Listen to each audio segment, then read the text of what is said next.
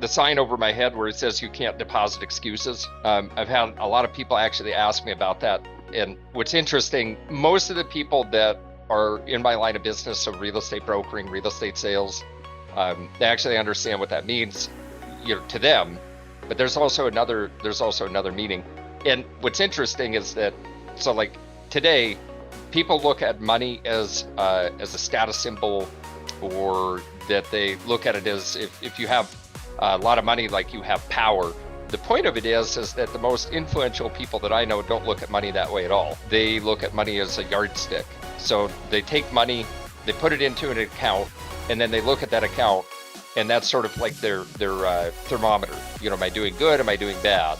Right? So the lower the number in the bank account, the more, I guess, we could just call it sick. The more sick their business is. So if they have a low bank account, they have a sick business. If they have a big bank account, they have a healthy business, depending on what the expenses are and all that good stuff. So that's the way that I look at money, because truly, if you think of money in this way, it'll change the way that you look at everything that you do concerning money. So I have a $20 bill.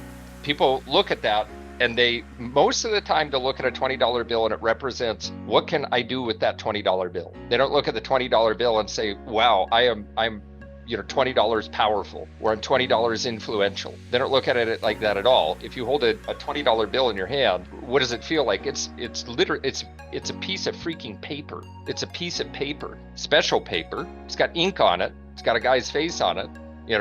What does all that represent? I mean, if you take all that stuff away, it's literally a piece of paper that a bunch of people got together and they decided that we will establish a value to this. So we're going to establish a value of $20. Well, what is that $20? The $20 doesn't actually represent $20. It represents what you're able to purchase with the $20. Now, when you look at your bank account, though, what's interesting is that if you look at it and it's like, well, I've got $150,000 in my bank account. Are you looking at it in the terms of like, well, what can I buy with that $150,000? And what happens after a certain period of time, once you start getting more money than you actually need, then you start looking at it as security, which is, it's interesting what this does. So if you had $150,000 in $20 bills and you had it sitting in a shoebox in your closet, right? And you took it out and you looked at it. What's interesting is that it's a bunch of paper.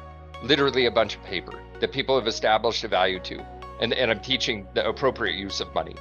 Would you take that $20 or $20 at a time, go buy, $150,000 worth of some $20 item? And the answer is no, you totally wouldn't do that, because that's ridiculous. Because you can do a lot more with $150,000 than buying a bunch of items that are valued at $20 a piece.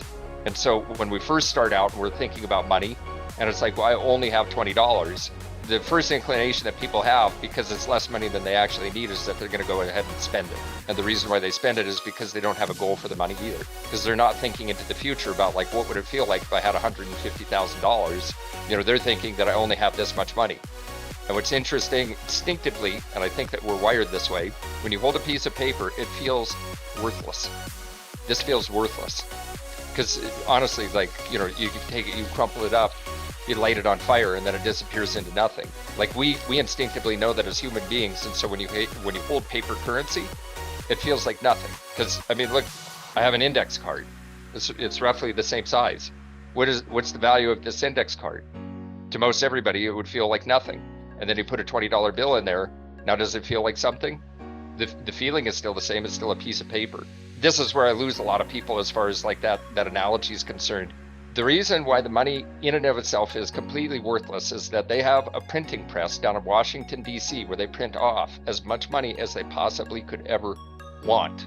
Not what they need, but what they want. And so here we are. If you were to take a bunch of pieces of paper, put it in a shoebox, and they're just down there and they're printing more and more off. How much is that money really worth? Or currency rather, because it's not actually even money. How much is that currency worth if you know that they're printing it off? The appropriate use of money, is for large purchases. You usually can't go into a place if you had $150,000 from $20 bills and you tried to buy something, they actually wouldn't take it.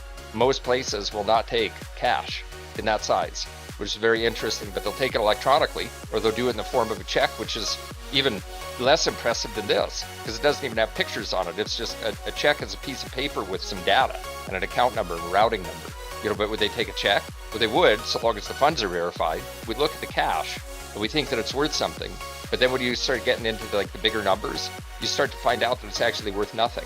And now the big move that they have going on right now is that they want to go to a cashless society. We won't even have cash. Now you'll just have a credit card. This whole idea that, people are chasing after money. The reason why it doesn't work for most people is because it's the wrong thing to chase. You need to chase the goal, and then you need to find the commensurate amount of money that makes that goal possible. That's what it is.